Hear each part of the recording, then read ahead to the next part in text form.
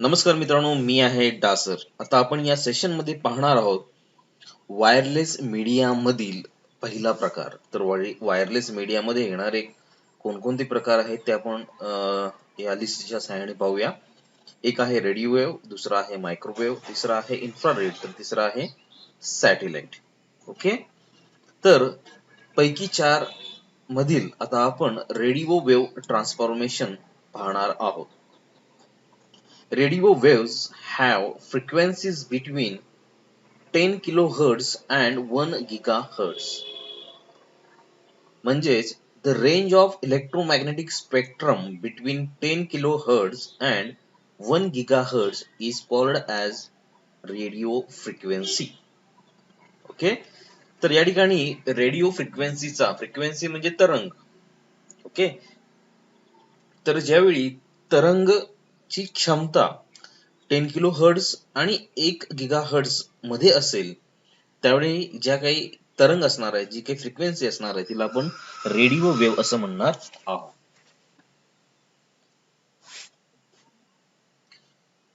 Radio waves include the following types. एक, short wave used in AM radio. म्हणजेच AM radio म्हणजेच amplitude modulation radio हा जो आहे तोही देखील रेडिओ फ्रिक्वेन्सीज वरती काम करतो. Very high frequency VHF and used in FM radio and TV. तर रेडिओ फ्रिक्वेन्सी ज्यावेळी हाय फ्रिक्वेन्सीची असणार आहे त्यावेळी FM रेडिओ मध्ये आणि टीव्ही मध्ये या फ्रिक्वेन्सीचा वापर केला जाणार आहे. तिसरा प्रकार आहे ultra high frequency UHF which is used in only TV. तर UHF आणि UHF या फ्रिक्वेन्सीज ज्या आहेत त्या आपण टीव्ही मध्ये वापरल्या जात आहेत हे पाहतोय. तर एएम जे आहे शॉर्ट ज्या आहेत त्या फक्त एएम रेडिओ मध्ये वापरल्या जाणार आहेत. अशा पद्धतीने आपल्याला तीन प्रकारच्या या ठिकाणी रेडिओ वेव्स या ठिकाणी लिस्ट झालेल्या पाहायला मिळत आहेत. The radio frequency bands are regulated and requires a license from the regulatory body. Unregulated frequencies bands are also present which operates at less than 1 watt transmitted power. जर आपणाला ह्या frequencies वापरायच्या असतील, रेडिओ फ्रिक्वेन्सीज जर आपल्याला वापरायच्या असतील तर आपल्याला शासनाकडून परवानगी घ्यावी लागणार आहे. ओके, तर परवानगीच्या व्यतिरिक्त देखील काही फ्रिक्वेन्सीज लोक वापरतात लायसनचा वापर न करता. ओके, तर ती लोक जी आहेत ते 1 वॅट पर्यंतच काय करतात, ट्रान्समिशन पॉवर यूज करतात. ठीक आहे, म्हणजेच जर आपल्याला रेडिओ फ्रिक्वेन्सी वापरायची असेल तर आपल्याला शासनाकडून लायसन हे घ्यावं लागणार आहे. Radio waves can broadcast omnidirectionally or directionally. Various types of antennas are used to broadcast these signals as shown in below figure.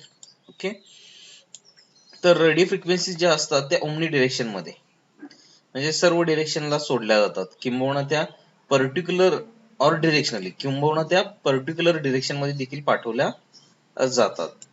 तर याच्यामध्ये आपल्याला व्हेरियस टाइप्स ऑफ अँटेनास काय करावं लागणार आहेत, वापरावे लागणार आहेत. ओके, तर या ठिकाणी यागी अँटेना आहे, रेडिओ टॉवर आहे, हाफ वेव्ह डायपोल आहे. ओके, रॅन्डम लेंथ वायर आहे. सो हे जे काही टाइप्स ऑफ अँटेनाज आहेत याच्या सहाय्याने आपण रेडिओ वेव्स काय करणार आहोत, सेंडर कडून रिसिव्हर कडे पाठवणार आहोत.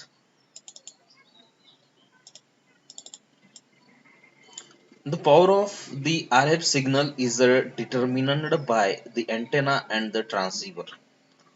तर अँटेना आणि ट्रान्सिव्हरच्या क्षमतेवरतीच त्या ठिकाणी RF सिग्नल ला लागणारी पॉवर त्या ठिकाणी ठरवली जाणार आहे. Each range has characteristics that affect its use in a computer network. For computer network application, radio waves fall into 3 categories. ज्यावेळी आपल्याला कॉम्प्युटर नेटवर्क मध्ये रेडिओ फ्रिक्वेन्सीचा वापर करायचा असेल त्यावेळी आपल्याला त्या रेडिओ फ्रिक्वेन्सीज 3 कॅटेगरी मध्ये वापरता येतात. लो पॉवर मध्ये जर वापरायची असेल तर सिंगल फ्रिक्वेन्सी असेल, हाय पॉवर मध्ये जर वापरायची असेल तरी देखील सिंगल फ्रिक्वेन्सी असणार आहे, आणि स्पीड मध्ये वापरायचं असेल तर त्या ठिकाणी आपल्याला स्पेक्ट्रम यूज करायचा आहे, म्हणजे स्पीड स्पेक्ट्रम. असे तीन प्रकार जे आहेत, स्पीड स्पेक्ट्रम, हाय पॉवर आणि लो पॉवर, असे तीन प्रकारच्या फ्रिक्वेन्सीज आपण त्या ठिकाणी वापरात घेणार आहोत. तर या कॅरेक्टरिस्टिक ज्या आहेत तीन टाईपच्या रेडिओ वेव्हच्या, त्या आपण एक एक मुद्द्यासहित खालील तक्त्यामध्ये पडताळून पाहणार आहोत. तर पहिला कॉलम आहे तो लो पॉवर साठी आहे, दुसरा आहे तो हाय पॉवर साठी, आणि हा आहे तो स्पीड स्पेक्ट्रम साठी आहे. आणि हे जे काही तीन कॉलम्स आहेत, या तीन कॉलम्स आपण कंपॅरिझन ह्या कॉलमच्या आधारे म्हणजे फॅक्टरच्या आधारे आपण पाहणार आहोत. तर पहिला फॅक्टर आपण विचारत होतो फ्रिक्वेन्सी रेंज. तर लो पॉवर सिंगल फ्रिक्वेन्सी प्रकारामध्ये ऑल रेडिओ फ्रिक्वेन्सीज येतात. हाय पॉवर सिंगल फ्रिक्वेन्सी मध्ये देखील ऑल रेडिओ फ्रिक्वेन्सीज येतात, आणि स्पीड स्पेक्ट्रम मध्ये all radio frequencies typically 902 to 928 mega hertz पर्यंतचे बँड असणारे रेडिओ स्टेशन्स येतात. दुसरा मुद्दा आहे बँडविड्थ कॅपॅसिटी.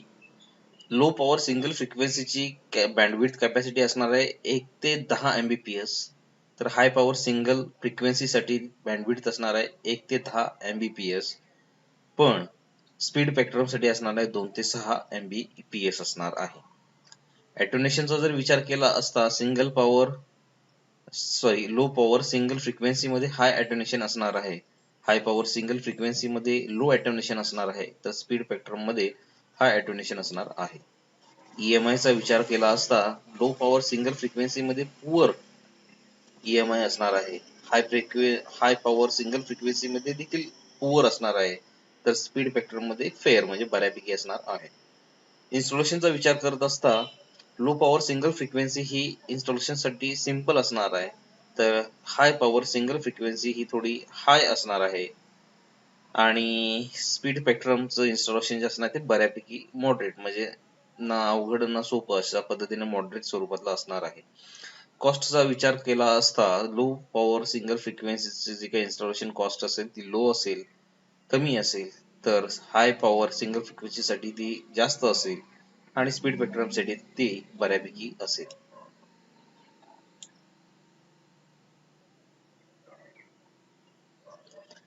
त्यानंतर various areas of application and the corresponding distance जे लागणार आहे ते खालील तक्त्यामध्ये आपल्याला पाहायला मिळते. तर आपल्याला ही जी काही रेडिओ फ्रिक्वेन्सी आहे ती पेजिंग साठी वापरता येते. तर रेडिओ फ्रिक्वेन्सी जर पेजिंग साठी वापरत असाल तर आपला जो सेंडर आणि रिसिव्हर आहे यांच्यामध्ये आपल्याला 10 किलोमीटर पर्यंतचं अंतर शक्य होणार आहे. कॉर्डलेस टेलिफोनचा देखील वापर या रेडिओ फ्रिक्वेन्सीच्या धर्तीवरतीच असतो. त्यामध्येही देखील आपल्याला 10 किलोमीटरचीच मर्यादा आहे. सेल्युलर फोन हा देखील रेडिओ फ्रिक्वेन्सीज वरती काम करतो. तो 100 किलोमीटर पर्यंत प्रॉपरली काम करतो. तर वायरलेस लॅन हे देखील रेडिओ फ्रिक्वेन्सी वरती काम करतं, आणि त्याचा जो काही डिस्टन्स लिमिट आहे तो 100 मीटर पर्यंतचा आहे. यानंतर आपण पाहतोय ऍप्लिकेशन्स.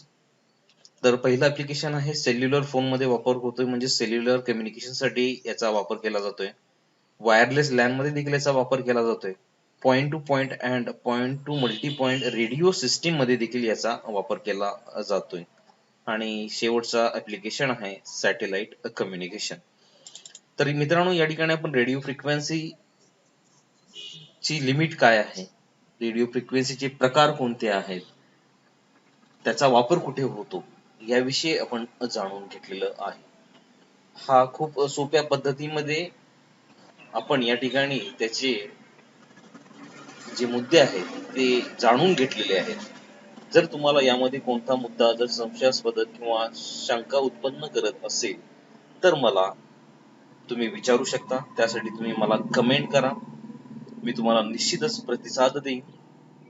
आणि मग आता मी या ठिकाणी थांबत आहे, आणि पुढील सेशन मध्ये आपण भेटणार आहोत आणखीन एका नवीन टॉपिक सहित. तोपर्यंत धन्यवाद.